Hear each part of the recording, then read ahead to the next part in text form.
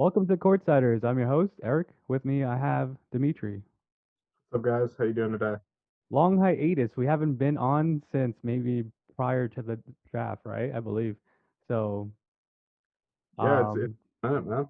yeah, it's been a minute. I think we've been pretty busy with our schedules. So, glad to have you on again. We'll just jump right into it. Some of our favorite signings this offseason in the NBA. And Dimitri, you could have the first one. What's your favorite one so far? Maybe. Well, my total favorite is probably Rashawn Holmes going back to the Kings. The deal has been disputed from anywhere from 46 million. I believe the details aren't completely out yet, but I believe it's 46 million dollars with the incentives bringing it up to 55 million, depending on if he hits. And that's just a huge win for the Kings. You're talking about getting Rashawn Holmes like 4 years and like basically a little over $11 million per.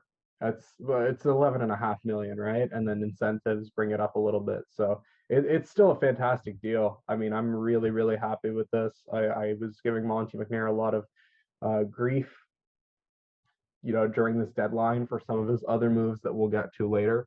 But I think he really nailed this signing, and I think I'm really happy with the amount of money we're bringing Rashawn Holmes, especially at the center position. I think it's one of the best value kind of gets you could have in the entire league right now. I think it's a fantastic contract. Yeah, I actually have Rashawn Holmes too. I have him in my honorable mentions. I think right now, I think the last year is a kicker, so it might go up to 55 mil. So it's like 4 years, 55 mil. Yeah, I Still believe there's averages a around trade that. kicker. Yeah, there's averages around like 13, which I honestly, when I was redoing the contracts for Sacramento Kings, so I could trade away.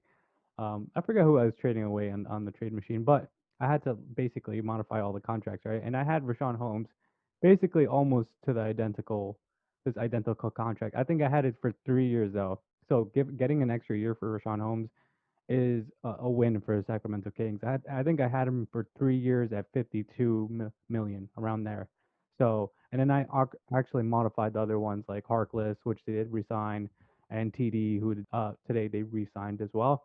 For those kind of like I would say I call these like minimal gains, but like for the player, if you prove yourself in these 2 years, these like small contracts, you could get paid really well, right? So it's almost like a bet on myself kind of 1 year or 2 year contract. So I think that's what TD. I mean, obviously, he had his past, and I think that came into play with his contract because it is a lot of investment for the Sacramento Kings, and it's like risk management as well. So it makes sense. Rashawn Holmes, I did have in the honorable mention. My first one, um, for the signings is actually Lonzo Ball, 4 years, $85 million by the Chicago Bulls. I thought it was a great deal for Lonzo Ball where he is right now, where he's projected to be, especially in 4 years, 3 years. Every year he's gotten better. His shots gotten Hmm. better. No, I Defense totally agree. better. So I loved the 4 years, $85 million. I thought it was fair. Honestly, they could have paid You know him what's funny? more. What's up? I have this exact deal in my worst deals, but for New Orleans. So we'll get to that later. But Oh yeah, yeah, no, yeah, I, yeah. I totally agree with you that this was an absolute steal for the Bulls. I was gonna mention that one, but like that's the thing. I'm like, and on the opposite end of the spectrum, like what is New Orleans? Okay, we'll get to the New Orleans Pelicans because I feel like they're But you can like talk about it now. I'll find another one. yeah, no, we'll talk about it after because it's on my one of my worst ones. It's on my one of my worst ones. So we'll probably have an overlapping one, but you could go on the next one. What's another favorite signing of? Another favorite signing of mine was Malik Monk to the Los Angeles Lakers. I'm a big fan of that just because I do have some Monk stock. I think Monk is capable, crafty scorer. I think he's honestly an underrated passer, and he's a little bit of an underrated defender. He's able to make rotations when you need him to, and he's a lot more aware than people give him credit. I've seen people say he's an absolute, just pylon on defense before, and I've seen people slander this man, but I do think he's become very, very underrated, and I think he's someone that's eventually going to work his way into the Lakers starting lineups because of their needs for shooting. So fantastic move by the Lakers there, getting him for cheap. And maybe if he enjoys it and he sticks around, and they can get him for a couple more years, get his bird rights, maybe he can be a long term piece for them. So good for him. And even if he isn't, I think he'll do well this year and he'll raise his value. And if he can stay on the floor, I think he'll be due for some money in the future. Yeah, I have Malik Monk as an honorable mention as well. I think it's a steal by the Lakers, especially for the vet minimum, which is bizarre for a player that young to accept the vet minimum. You know what I mean? So it's a one Mm-hmm. year vet minimum. Obviously he's betting on himself. He has a bigger platform than he did in Charlotte. So he's going to try to get that money, right? So if he does show out, teams are going to call. That's how it is. That's how it works in the NBA, especially if you're in a big market and you produce. Even if you're not a big name, you still get money. It did not go well for Dennis Schroeder because I think not accepting the $85 million extension last year is coming back to bite him in the ass this year. And he does want, triple digits. He wants some $100 million, but I don't think teams value him that much compared to other players. And I think he's even though he does have some steals, he is a little bit of a liability in perimeter defense. So, he might be a good team defender, individual defending, So I Yeah. think they get their Schroeder replacement on the cheap. Palinka, great job by Palinka on this one. I did not expect Malik Monk to get like a vet minimum. I was not expecting that. I was expecting something maybe 2 year, 3 year deal. Mm-hmm. So this is great for the Los Angeles Lakers. Actually, my second one is actually TJ McConnell. 4 years, Yeah, $35 that's million another one dollars. I was looking at as well. Four 4 years, $35 million, and I was like, this is a steal, dude. This is under $9 million a year I for a player that was distinctly like, remember having a conversation with you on the podcast saying something like, I think TJ McConnell will get the Corey Joseph contract, something around, 12, 13.5 million. No, that's a really, no, I agree with you, man. and he's a top five steal like candidate. I think he led the league in steals last year. I don't know. I can't like think off the top of my head, but he was either one or two, like steals per game. So last year, and he's a consistent like maybe he's not the greatest 3 point shooter, but he does hit the mid range well. He's spicy. He's a good team player. I think like for the value that they paid, maybe like it's basically like 8.7 ish or 8.5 or whatever it is. I don't know the other kind of tangibles for the contract, but 4 years, $35 million averages out to like eight and some change, right? So that's a steal for Indiana, and I think Rick Carlisle will love a player like TJ McConnell because it probably reminds him of like JJ Barea or something, right? So hopefully he gets a little bit better with the 3 pointer. So and then if he does, that's a great value for Indiana. Great, Yeah. great value. Um, so yeah, that's my second great signing that I kind of enjoyed. I mean, these are more like low key one. That's a low like more low key one. Mhm. So what's your third one? Do you have another one? Yeah, so my last one was just the Spencer Dinwiddie sign and trade as a whole, just how much the Lakers were able to get. Um, Merging that in with the Russ trade. I mean, they got Kuzma, KCP, Harold, Dinwiddie, Aaron Holiday, and the rights to Isaiah Todd, which I wasn't a fan of that pick for what it's worth. But for what they had to give up, which is basically Westbrook and some seconds, I'm a big fan of that, man. That ended up a really, really, really well done for Washington. It gets them under the tax and it just gets them a point guard. It keeps them somewhat. Honestly, I kind of like I like their depth a lot more now compared to last season. They're going to be a deep team, and I think they're going to surprise some people in the East, especially even with how strong the East has gotten. I think there's a real chance that the Raptors, considering how much weaker they got, I think there's a real chance they're like a 12, 13 seed this year. Like, legitimately, I was looking at the teams in the East this year, and it's like, you've got a lot of good teams in there, man. You've got a lot of really, really talented teams this year. I think the East, I know we say this every year, but I think the East is going to be a lot better. I really like what Tommy Shepard did here personally. Great recovery. This is honestly a great, great like fruit basket to Bradley Beal, especially while he's away in like the Olympics, and he comes back home and he has like actual NBA players on his NBA team. You That's know the what I thing. mean? They're So so deep now. they're deep. I mean, like if you think about it, Danny's coming back from the foot injury, right? Which he hurt. They still have Hachimura, Bryant. Bryant, Gafford. They sell Bertans. Now they add Kuzma, KCP, Harold, Dinwiddie, Aaron Holiday. Bradley It's a lot Beal. of playable guys. It's just they're gonna outlast you through attrition. Yeah, because if you watch the playoffs, like at the you could see their top end. Their RPMs were at a Neto high. Like when Neto got in the game, it was a rep. Like that was it. That's like their RPMs. It's like an old Honda Civic or whatever. Like you're put into fourth gear and that's it. You're revving high. And now you probably have like a fifth and sixth gear. So Yeah, I do like the combo of Dinwiddie and Beal. They both could score 20 a night. Beal obviously could score way more than 20 a night, but Beal's Dinwiddie gonna get a probably. bigger, or sorry, Dinwiddie's gonna get a bigger chance to prove, what he really wants to be about in the NBA here. Yeah, and I think he did have that chance in 2019. I mean, he was averaging 20 points a game, 21 points a game, kind of just, when Kyrie was hurt. So I could see him, getting the reins with Bradley Beal. I think if they're uh, like personalities mesh well, it could go well for them. And I think they have enough players now to actually make. I wouldn't Oh, and say they've got Corey Kispert too. I forgot about that. they got Corey He's Kispert. ready Yeah, to they got play. ready to play. So I mean, they got shooters. I mean, Bertans and Kispert, 3-point shooters right They're going there. to be starting probably like Dinwiddie, Beal, KCP, either Rui or Denny, one of those guys, and then Gafford. Then off the bench, you've got still guys like Kuzma, Harrell. You've still got Bryant, which I think they'll trade likely. Guys, I don't see the point of having both Montrez and Bryant on the team, considering they're both making around $9 million. I think one of those guys is probably going to end up going because Gafford is clearly the starter there. Yeah, And they but I still got mean, Aaron Holiday. They're deep. Brian is a he knows how to shoot the three well, so he's a extends the field a little bit. So and Harold doesn't.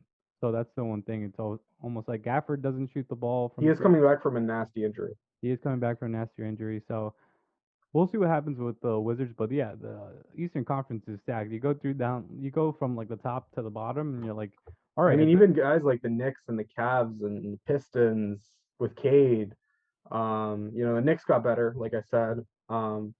The Celtics, the Nets, the Sixers. There's so many actual viable. The Bucks were reigning champions. Like there's so many teams in the East right now. Celtics didn't get better though. I don't think the Celtics got better. The Celtics didn't get better, but they're still good. They're still But a they didn't threat. get worse. I think that's the one good part. Like they didn't get better, but they didn't get worse. So they're kind of like neutral. For my third one, I kind of cheated. I put the Brooklyn Nets as the third one for great signings because I think they had three signings, and I didn't want to just do all three of them because I did that would like be Patty Mills. I actually did consider him. yeah. So they had Patty Mills 2 for 12. That's Yeah, $6 million. There's that's big time. definitely a some they're definitely paying cash like under the table. Sean Marks has a San Antonio Spurs connection, so obviously with Patty Mills, and they're from Australia, so I think they had some sort of rapport before, and they worked things out. 2 for 12. Blake Griffin at the veteran minimum. He's still getting money from Detroit, so it doesn't even matter. Like he could sign for $500,000, and he's still getting like 25 mil from the Detroit Pistons. Yep. So and then Bruce Brown accepting the qualifying offer for $4.7 million. So, that's three good pieces for your team next year, which is already kind of a little bit stacked on top. So, Patty Mills, good hybrid guard. When Kyrie's out or Harden's out, he could easily replace them. That, and he could organize things. He could orchestrate the offense, and I think that's and he has a lot of experience nationally and playoff wise, like championships. And they So might get LaMarcus Aldridge right back. Who knows? I hope he doesn't come back, man. I heard I know I understand why he wants to come back, and he's just he's an athlete. He just it's hard to just retire like that, like abruptly end your career and try to transition to something else while you're not ready. So Yeah, it is a I huge I, risk. I hope it's not like a big risk for him health wise, and maybe he could go into coaching or something. You never know, but I think it is sort of like that. I don't know. I hope he yeah, if he does come back, I hope it's safe, because you don't want anything to happen to him. So we'll go with our worst signings. Which is one of your worst signings, Dimitri? So I had three written here. I had so we talked about yeah. So the first one, so we talked about T.J. McConnell being really good for Indiana. So conversely, I wanted to go and somebody that's leaving Indiana to go to San Antonio. Doug McDermott. Shooters get paid, but man, That's crazy, right? I'm like, how do you get paid more than TJ McConnell? I yeah, don't that's a little much to me. what It's a was little it bit like heavy. $42 million, I think, right? It was like Something like somewhere. that. It's over $10 million a year. It's in like the 12. I think it's in the 12, just 12 something. Yeah, I think it's like I think it's $42 million for 3 years or something like that. I remember because I was one of the first ones to kind of critique. I was like, dude, how does TJ McConnell get paid less than McDermott? I just feel like TJ McConnell's more impactful than TJ, even though like McDermott can shoot the three, like he's not as impactful as TJ McConnell, in Yeah, my opinion. yeah. No, I don't it's know what the 3 year, metrics say, but 42 yeah. million. Oh, three Yeah, years, 42. I'm pretty good with numbers, man. I remember that. Like, but yeah, like I just don't think he's as impactful as TJ McConnell. I don't know what the metrics say, but it's 14 million. 14 million. Yeah, That's yeah, that's a bit much. that's a little much for McDermott. I mean, he doesn't really do much other things than. Yeah, I mean, he's got like good team defense. You could say he's a big. Yeah, He's he's kind of like a he's bigger he's body. got he'll dig decently sometimes, but like other than that, he's not a stopper. He's pretty much out there just to shoot threes. He's like a And poor man. He's like a poor man's Korver in a way. Like yeah, he's kind of that prototype, but Korver's a big dude too. So I kind of I agree, man. That one was like, wow. Okay, you're and he's paying him 29, so it's I don't know. I know their like shooter's game will translate more, but he's already a guy that I could see becoming an absolute problem on defense when he starts to slow down. Um, and not a problem in a good way, you know. uh, so yeah, he's definitely like I get why the Spurs want more shooting, but also I think they could have just stuck with the amount of guards they have. I think I trust the development in Vassell enough to ramp his 3 attempts per.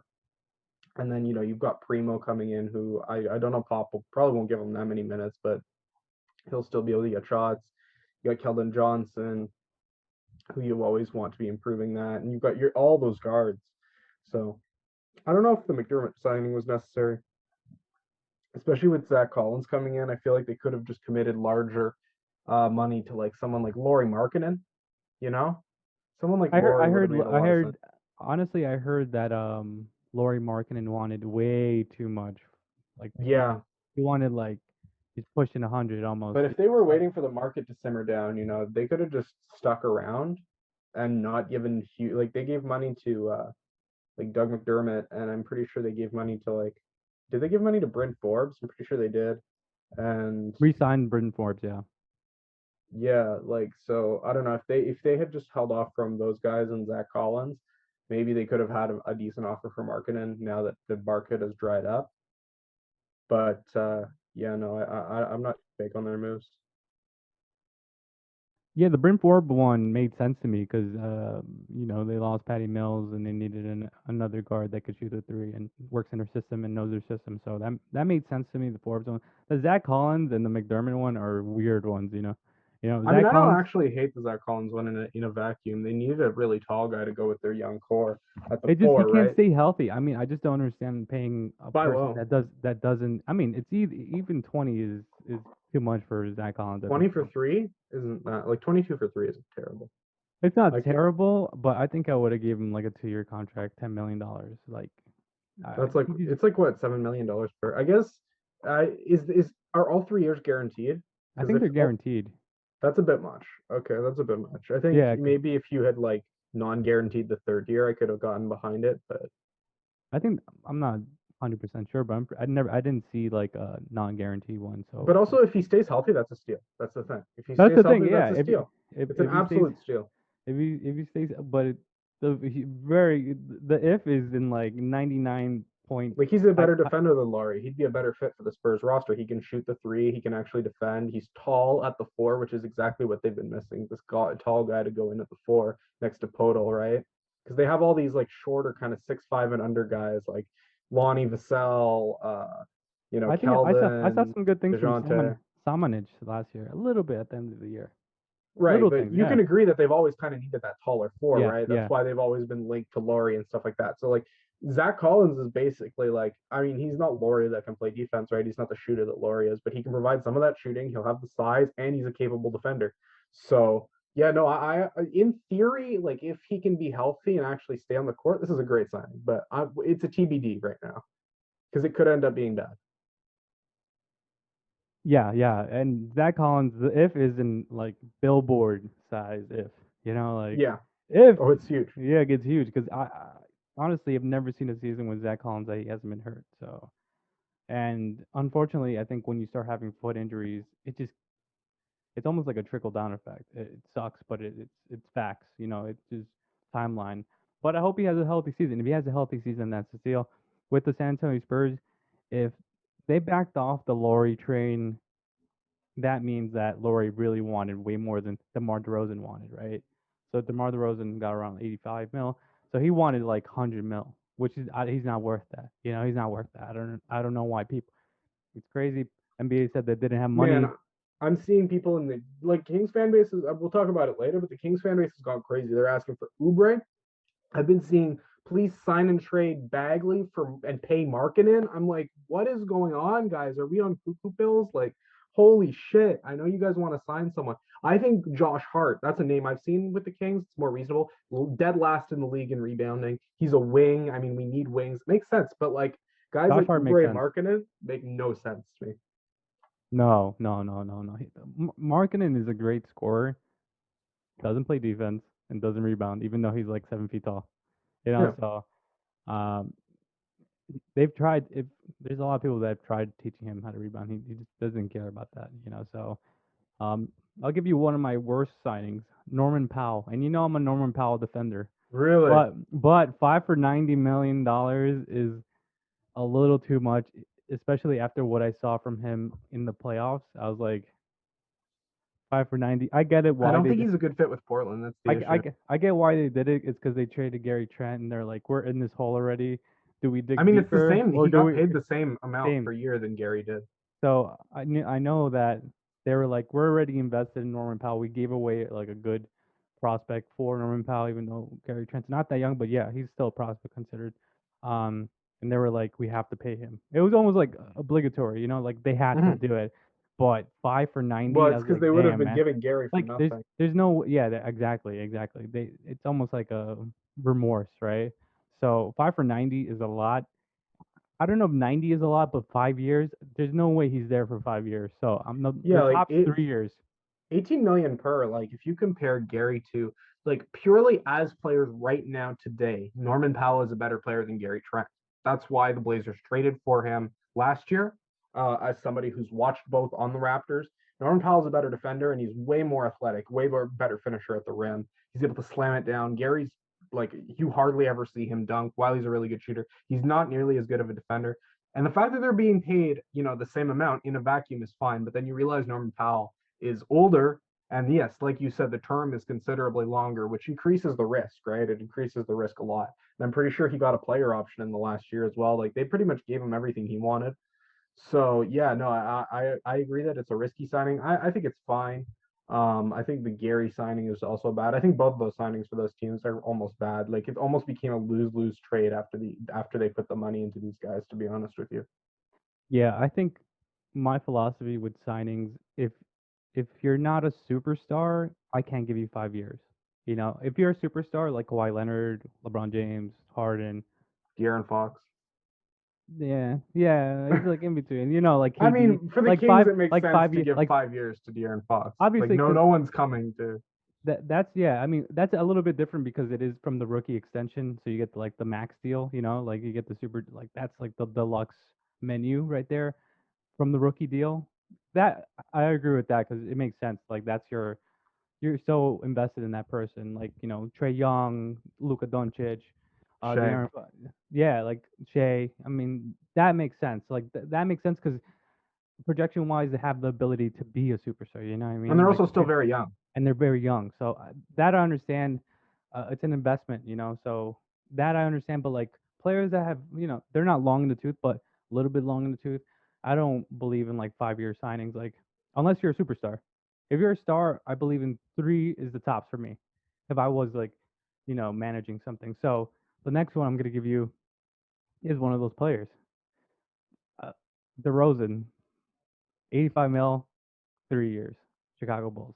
It's a weird one because I think like he'll improve the team, but I don't think he'll get it over the mountain. Like they're not gonna. I So actually that's like this signing. I disagree. So uh it'll be fun. It'll be fun to debate this. I actually do like this. yeah. I don't know what. Look, they have a good team. Honestly, now they have a good team, Chicago Bulls. But you're not scaring me with DeRozan, Zach, Vooch, and like in the playoffs. You're not scaring me. Lonzo Ball, Caruso. You're definitely not scaring me in the playoffs. Like No, but they got to try to be good, right? Like they already gave picks it'll be a great. until 2023 or 2024 for Vucevic. Like they got to commit to being good right now. And if you got to commit to being good, DeRozan was the best path to getting there this free agency, in my opinion. You needed half court playmaking. Lonzo's an amazing passer in transition, but that team was really lacking in half court playmaking. And we've seen in these. I think the other factor that really goes into this is you saw the steps that Zach's been taking as a primary defender in the Olympics. Zach's been a good defender in the Olympics, Ben, which is actually surprising. And if he can take that step, he's made changes to his game every year. But if he can even just become a neutral defender with him, Lonzo, and Pat, I think people will actually underrate the Chicago Bulls defense a little bit. I know people have just been ragging on it and ragging on it because Lonzo and DeMar and Zach. But if They Zach also can have just be a Caruso now. neutral, They also yeah, have Caruso. with Caruso there, and they signed Tony Bradley. Like they have a few guys who can actually do some stuff. So I no, I think people are underrating the Chicago Bulls. If they trade Laurie for a couple depth pieces with some defense, I actually do think the Bulls could be decent. And I think just Zach's really his steps on defense, as well as the fact that they got an amazing transition playmaker, but they needed a half court playmaker, and those steps that DeMar took last year in San Antonio, I think those factors all coming together makes this actually a really good sign, personally. See, I think like, is it a good signing? No. Is it necessary? Yes. Like it's basically one of those. Like you'll see later on in the show that one of the teams is the Chicago Bulls because of this. But at the same time, if like the signings to me, like is DeRozan worth $28 million? They kind of overpaid for DeRozan, to get them to where they want to be. So like DeRozan to me is not a $20 million player anymore. That's just me for what he brings to the game. And I've seen him in the playoffs. I've seen most DeRozan performances in the playoffs. He's just not good in the playoffs. So it's almost like if you're paying for him for veteran leadership in the regular season, yeah, but like you have to kind of limit yourself to expectations, especially when you get to the playoffs. You're a I think a Toronto lot of Raptor. it, You know that. You yeah, know that. Yeah. and I think a lot of it is going to hinge on Pat Will, them taking that next step. I think when you look at the future, because I think Zach does sign the extension now that they got all these guys. And I think if you look at the future window, it's going to be like Zach, Lonzo, and Pat. Those guys are going to grow. And then eventually there's going to come a point where they're going to have to, package a couple of those guys. And they're going to get to the point where they're getting their picks again because the protection's actually going to start coming off, in 2024 and such. When Zach and Lonzo and Pat, they're all entering their primes. Theoretically, there's going to be a point where they need to trade for another star.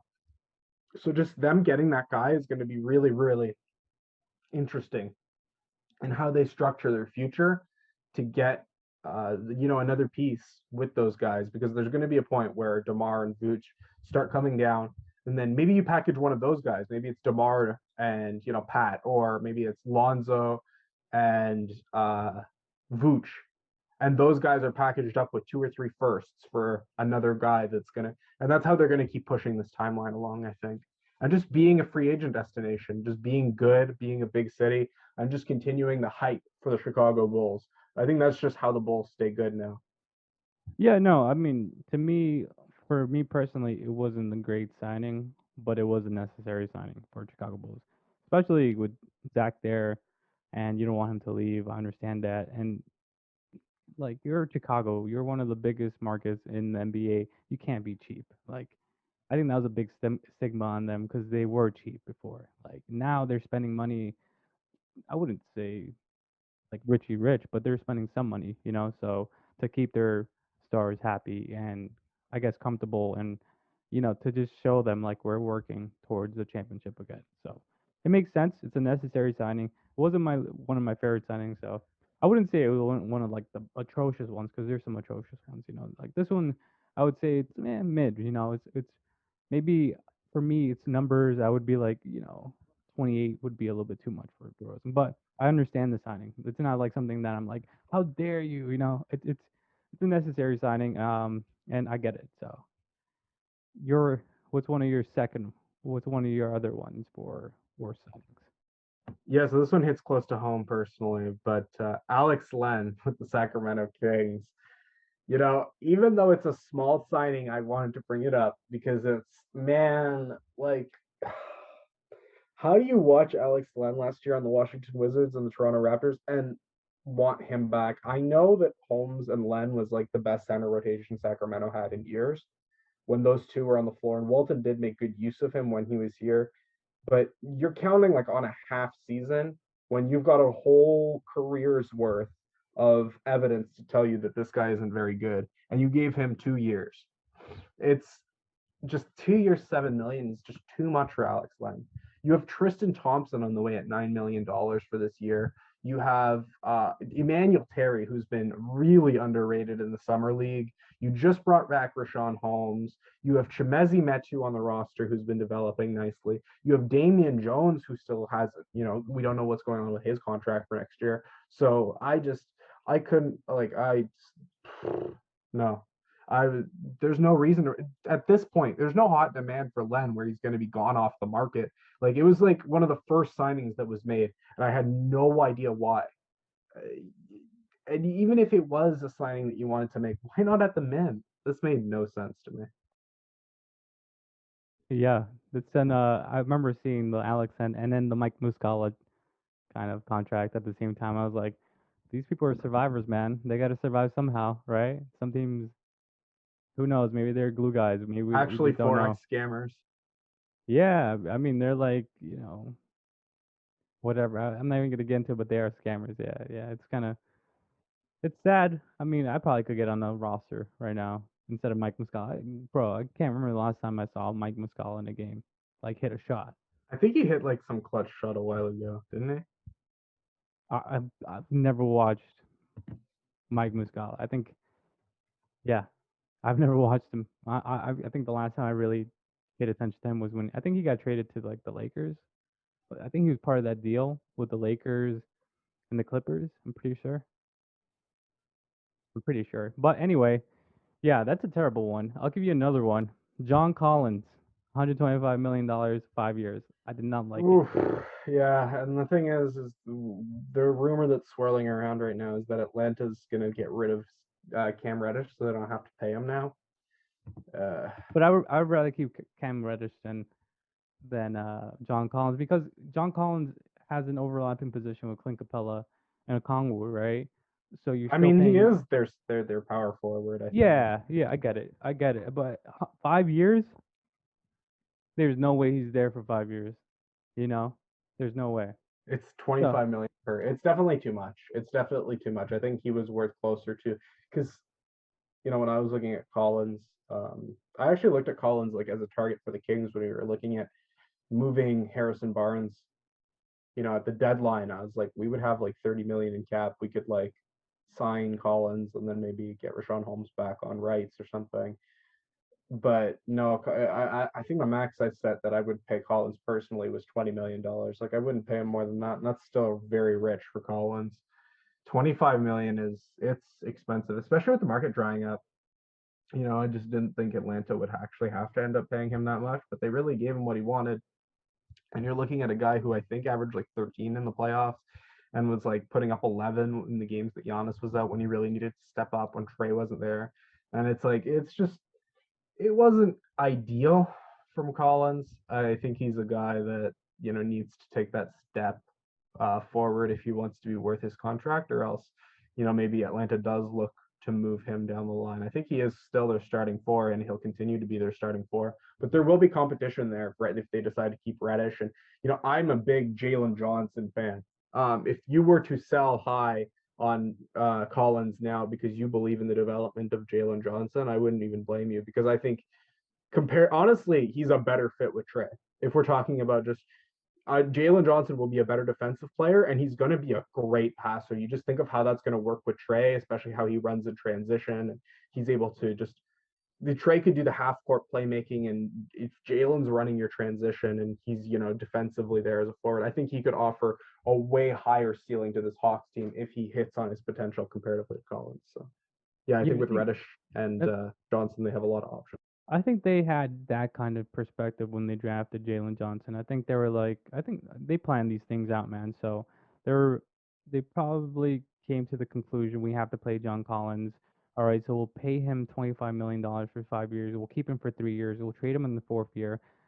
Hopefully, by the fourth year, third year, that Jalen Johnson will be to his point where he's already developed and you know playing well with Trey. So I think and for a cheaper contract. So you know I think that's their mindset. Like, hey, look, we'll sign him, and we're not going to keep him for 5 years, but we'll hopefully in time, Jalen Johnson will, be acclimated to the offense with Trey, and he'll develop into something better than, John Collins. So They've I got think so many that's it. guys that there's going to get to be a point where they're going to be like, okay, we have to put together, say, Herder, Okongwu, and Collins. We got to put these salaries together and ship them out to get someone big because they've got so many guys that could like step up now, Like they've got Sharif Cooper and Jalen Johnson, and they're gonna have and Cam Reddish who didn't play the majority of last season. Those three guys could instantly step in and take those minutes. And then you're looking at if you look at dealing out three guys and getting someone better and just boosting your talent level on your team while still having this amazing depth, three young players coming in on rookie contracts. I think there's got to be a big move for Atlanta coming soon. Whether that's for Beal, could be interesting. Whether that's for someone else that's unhappy. Maybe you upgrade on Clint Capella to get Rudy Gobert. I don't know. Maybe there's a move on the horizon for the Hawks.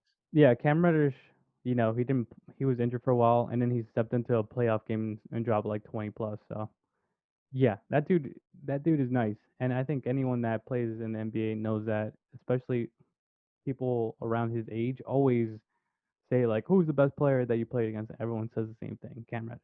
So I wish he was on the market. I mean, honestly, I would have loved Brooklyn to kind of sniff around Yeah, or someone else. I mean, if they're offering a package, it's totally going to be. We can agree that it's going to be like Collins, Herder, and Okongwu, right? Because they've got Johnson. They Herder, Johnson, Reddish is going to be a really good forward core. Yeah, eventually down the court, hopefully, if it all plays out. I mean, the Jalen Johnson interview on draft day was kind of weird when he like mentioned himself in third person or whatever. Like, did you see that? That was a little I strange. yeah, I did. I did. That was a little strange. I thought I misheard, and I was like, oh, that's a little weird. But yeah. So what's one of your least favorite signings? Another one, because I just gave you John Collins.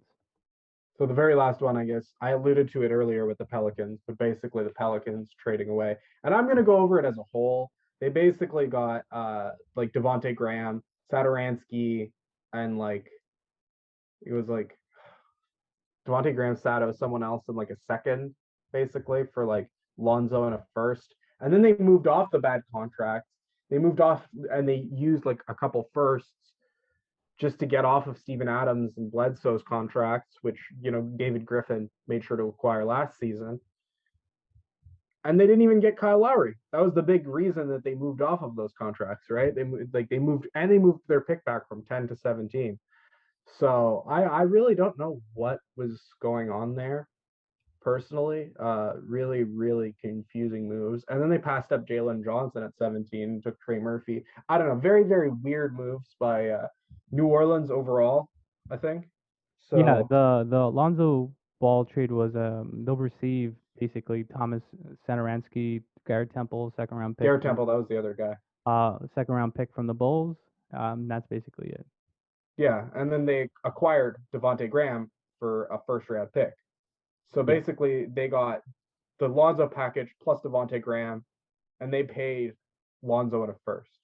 Yeah, so Lonzo 4 for 85, Devonte Graham 4 for 47. So half of Yep. what, basically almost half of what Lonzo Ball is making. But Devonte Graham wasn't great last year. I don't know if you didn't, if a lot of people didn't watch the Charlotte Hornets, but that dude had a better, almost, yeah, he almost had did he have a better? Yeah, I think he had a better 3 point percentage than field goal percentage, which is not Yeah. common. It's not common to do that.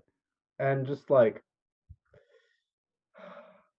I think the quicker New Orleans realizes that Zion Ingram is their backcourt, and Zion's actually meant like he should be played like a point guard, like how you played Ja or Fox, where he just slashes at the rim all the time. And then you got to have Ingram. Like I think they sort of have realized that, so they've got Jonas Valanciunas, and they got Herb Jones, defensive specialist, to play power forward, right?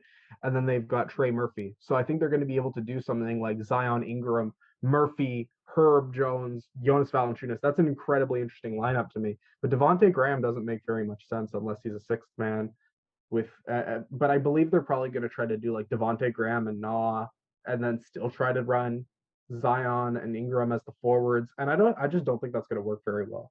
Those guys aren't good enough defensively to make it work. No, no, they still haven't fixed the problem of defense. The good old defense of New Orleans Pelicans that they just can't seem to, acquire anything. So it's gonna be interesting because they do have a new coach. They just hired basically Mike D'Antoni as a consultant, so their offense might flow a little bit better, Good than luck, it Steve did last Nash. year. Yeah, You're they'll going to go they'll crazy this year with Steve Nash, man. You're going to be pulling your hair out now that Mike D'Antoni's gone. yeah, yeah. Not the biggest Nash fan, but I mean, we'll see. Hopefully, he learned from this year, and he learned his little lessons. He calls timeouts better, time management and stuff like that. So sucks that Mike D'Antoni's not there anymore to kind of guide him, but who knows, man? Maybe he's a quick learner, So, but yeah, New Orleans Pelicans.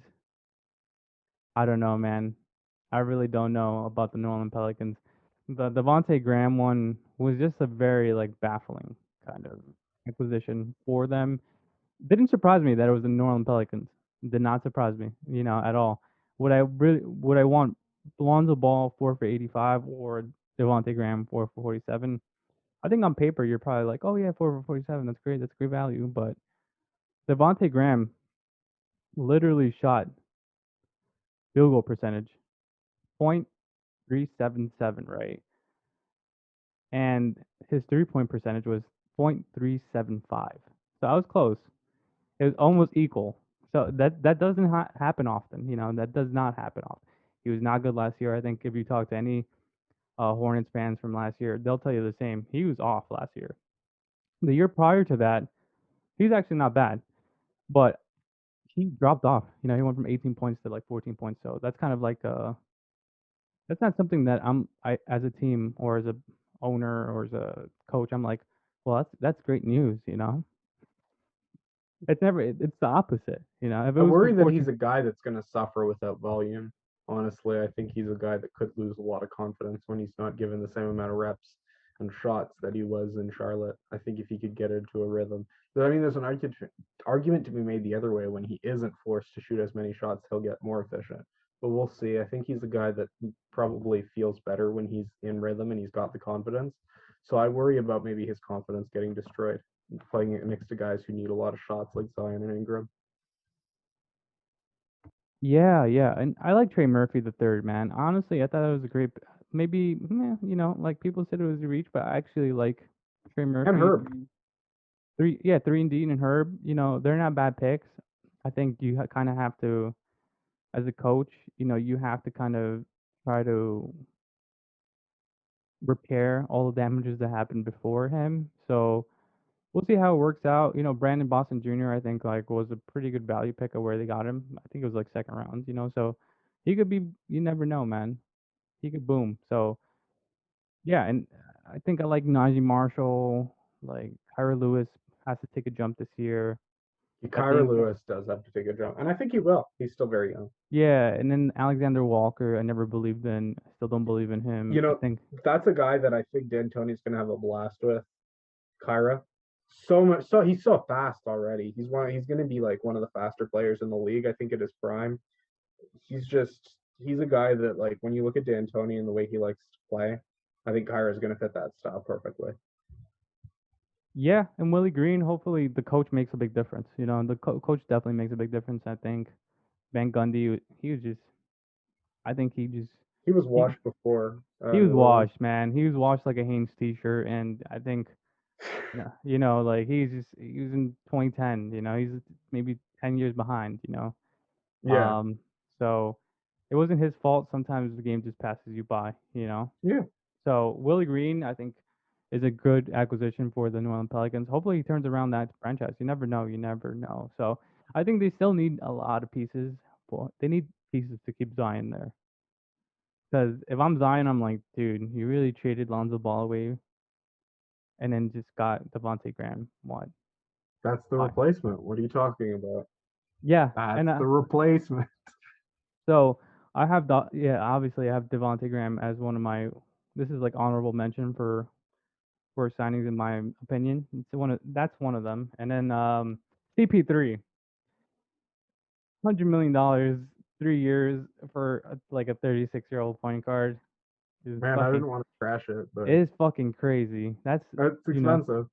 $33 million, point 33.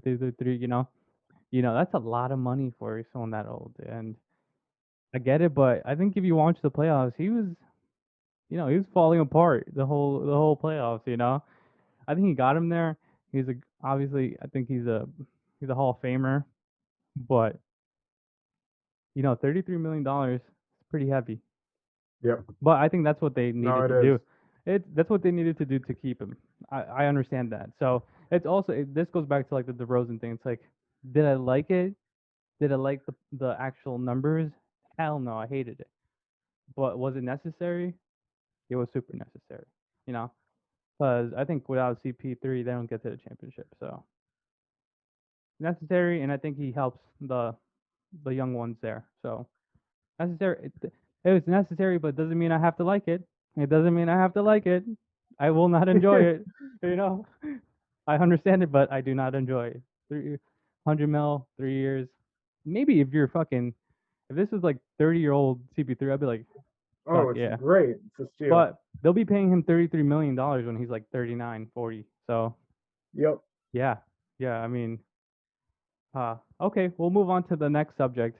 So this is which team do we think is going to take the jump, right? The jump is basically playoffs, I think, in my head. So, did you want to handle the East?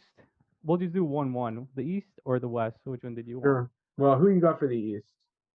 I have Chicago with Okay. a I, with a I runner had two, and one of the Chicago was going to be one of them. with a runner up of the Cavaliers. And I'm not a Yeah, big I was Cavaliers going to fan. pick the Cavs. I was going to pick. Okay, so yeah, we could talk about them both because I would have picked the Bulls and the Cavs. Those are the first two teams that came to mind for me too.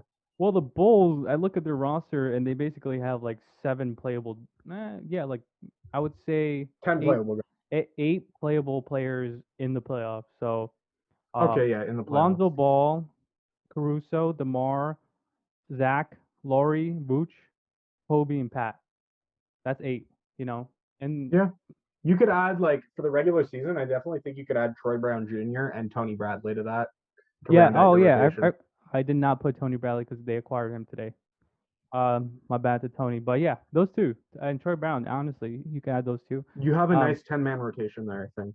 10-man rotation, which will get narrowed down eventually in the playoffs to eight, and six, and then three, and then two, and then one, just one on one. That's it. Just So, only one-on-ones. did you see the playoffs this year? I know. Yo, it really was just one on ones. Like it was crazy. So maybe two on twos. That's it. Like it's like the big three, Ice Cube. So yeah, I mean Chicago's one of them that I think could take the lead. They could suffer from shooting though, because you go down that list, and it's like, is anyone really scaring you shooting wise? Zach gets hot, but he could be streaky. So Yep. I mean, but Zach's one of those guys that could elevate your team in the playoffs. He's one of those shooting guards that's able to hit big shots that are mechanically intensive and just under a lot of duress, kind of like Booker was for the Suns.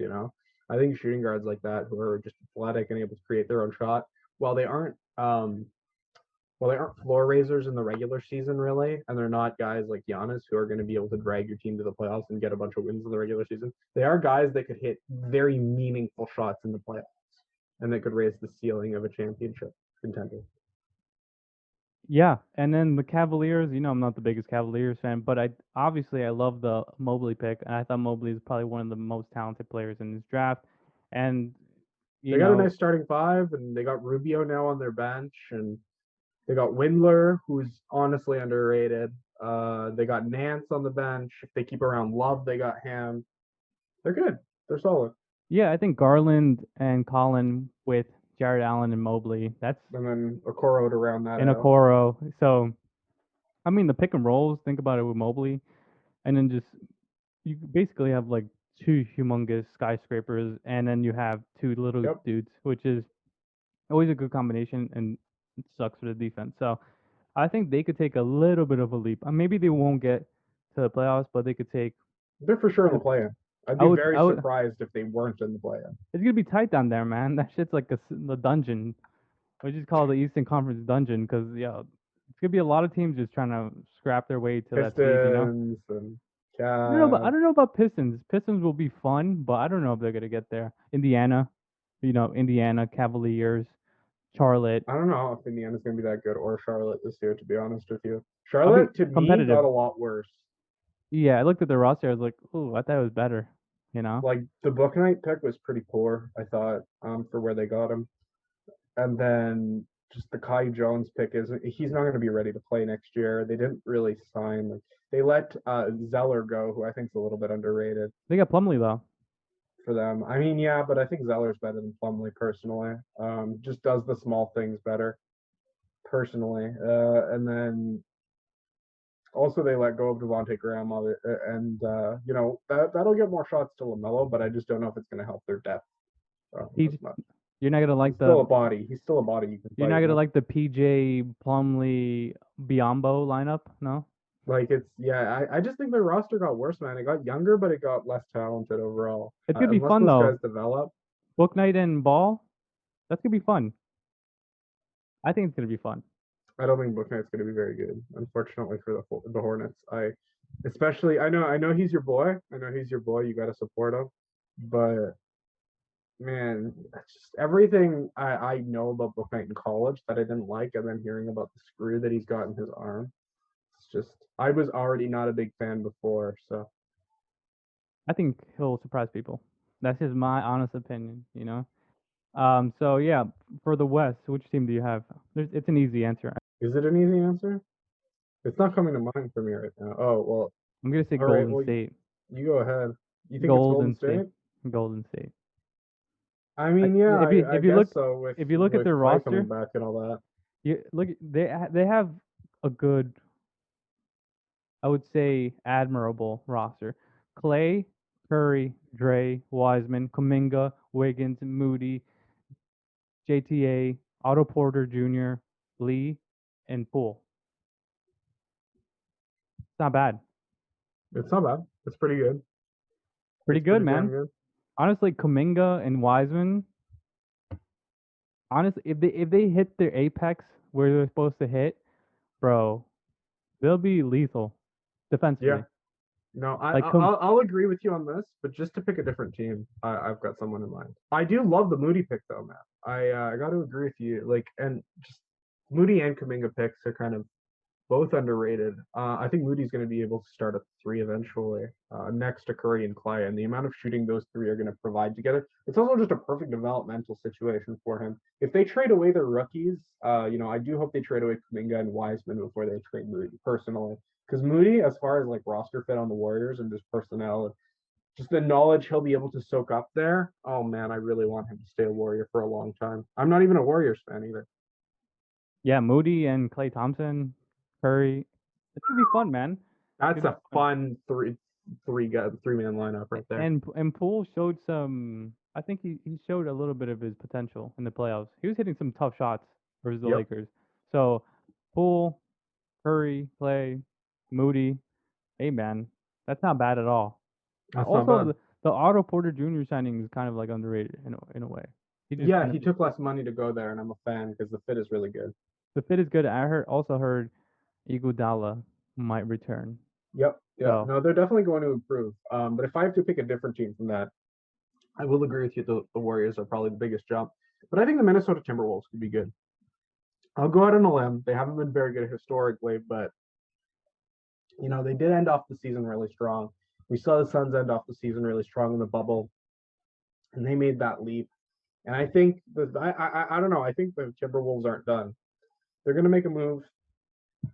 They're going to get someone to add to their roster. I think Jaden McDaniels is going to take a leap. I think, Cat and D'Lo are only going to get more better together as they play together more, and I think Anthony Edwards is going to take a leap.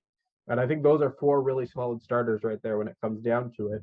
So no, yeah, I think the Wolves could take a leap next year. Maybe it won't be to the playoffs, but I don't think they'll be in the basement of the league anymore. I think they'll at least be in the play-in.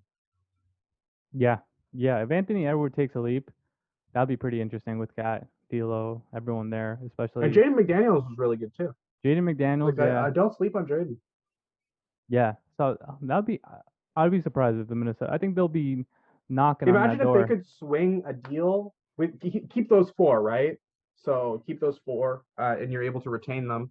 So you retain D'Lo and Jaden and Cat, and then you were able to add Ben Simmons as a four. If you could find a deal to swing, I don't think that there's anything that they'd want. Like it'd have to be Malik Beasley and a bunch of other like future assets, basically, and draft stuff. Culver, every draft pick they have, Noel, like Nas Reed, every asset that the Wolves have. But if they were able to swing a deal for Simmons with those four guys like Jaden and Ant and Cat and D'Lo, that would be a really fun 4-man line or 5-man line. So Yeah, I heard D'Lo and Malik Beasley with some other picks, but yeah, if you're yeah, if I'd you're want to keep the core four really, but yeah, I mean, honestly, from all the inklings and readings and articles and stuff about the Sixers and Ben Simmons, there it's a pretty steep price for Ben yeah, Simmons, it seems you like a know. lot. I don't think But they'd be able to get him, but but did you see the video where Ben Simmons was hitting a fadeaway turnaround mid-range jumper? we're at that time of year again. We were at that time, yeah, and then I was wondering, it probably took like at least 8 tries, at least. Someone That's posted a the right picture. one. That's the right try. So, All so right, you got someone it. post someone posted a picture like, oh, he hasn't shaved in like 3 weeks. He's going on the grind. I'm like, he's probably just playing what's it called, Warzone, and that's all he's been doing. You know, you know. So, all right. So that's the end of the podcast. Um, please follow us on Twitter at the Courtsiders with an extra S, Spotify, iTunes, anywhere you get your podcast. Kind of blanked out right there for a second. I wasn't sure if that was you or me or what the hell was going No, on no, I there. blanked out completely. I was like, what is this audio format? So yeah. Um, but that's the end of the show.